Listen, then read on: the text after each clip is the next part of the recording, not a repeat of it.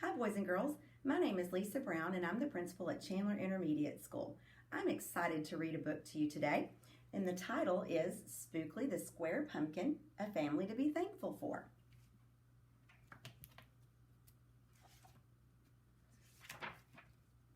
Halloween had come and gone. It was time for Thanksgiving on Holiday Hill Farm.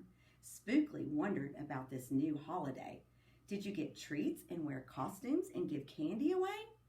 Jack Scarecrow said, "No, it's not like that at all. Thanksgiving's another holiday that comes every fall. It's a day when families gather together and give thanks for having each other forever."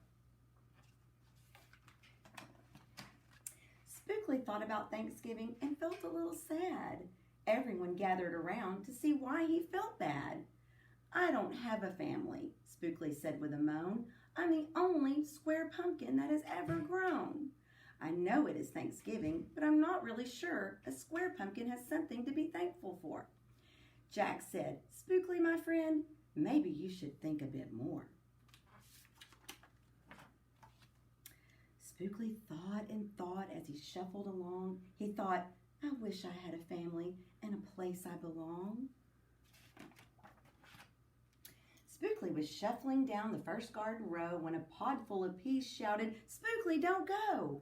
Spend Thanksgiving with us and you'll have lots of fun. You may not be a pea, but we'll treat you like one." "Maybe later," Spookley said. Then he turned and once more shuffled off to find something to be thankful for. And in the next row, the tomato said, "Howdy." The corn called, "Yoo-hoo." The carrot said, "Stay, Spookley, stay and we'll play with you. Spend Thanksgiving with us and you'll have lots of fun. You may not be a carrot, but we'll treat you like one." "Not now," Spookley said. Then he turned and once more shuffled off to find something to be thankful for. And in the next row, the squash called, "Good morning." The pepper said, "Hi." The beans said, "Why, Spookley, why are you passing us by? Spend Thanksgiving with us and you'll have lots of fun. You may not be a bean, but we'll treat you like one."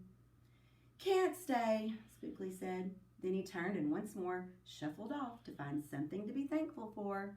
And in the next row, what do you think is coming? The eggplant said, "Slow down." The onion said, "Whoa." The potato said, "Stop, Spookley, stop. That's as far as you should go." And in the next row, well, there was no next row. Spookley had shuffled too far. He was lost and alone. He wondered why he wandered so far from home. Now he wished he had stayed with his friends and played. Instead, he was alone and afraid. He called out for help and hoped in his heart that someone would hear him. Someone did, and that was just the start. Who do you think heard him? The potatoes heard Spookley and knew something was wrong, so they told the onions, who passed it along. The onions told the eggplants, who let the beans know, so they could tell the peppers growing in the next row. Then the peppers told the squash, who let the carrots know, so they could tell the corn growing in the next row. Then the corn told the tomatoes, who let the peas know, so they could tell Jack, standing in the next row. What do you think is going to happen? And when Jack heard the news, he came running on the double. So did all Spookley's friends once they heard there was trouble. Spookley saw them all coming and was thankful as could be, and they hugged him and hugged him and hugged him times 3. Spookley smiled at them sweetly and could finally see they were more than just friends. They were his family. And that's what Spookley really had to discover, that no one family tree grows quite the same as another. And that's why Thanksgiving is such a special day. It's a chance for people who love you to say, "My life is much better because you are here," and that a family is something to be thankful for each and every day of the year. Spookley thought about Thanksgiving and all he had seen and decided it was his favorite holiday. Well, right after Halloween.